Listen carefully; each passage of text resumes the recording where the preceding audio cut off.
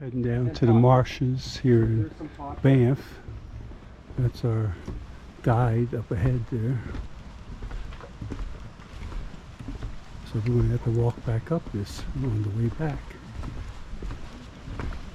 So far, so good. Well, we're still walking down to the marshes here.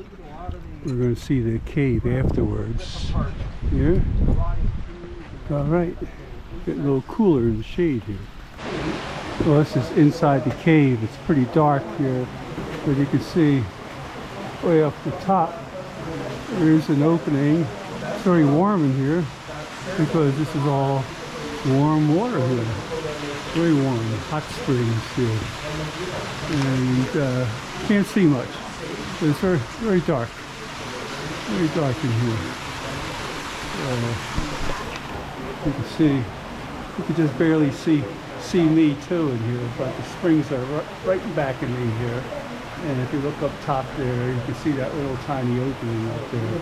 But it's the best I can do. What am I going to say? All right.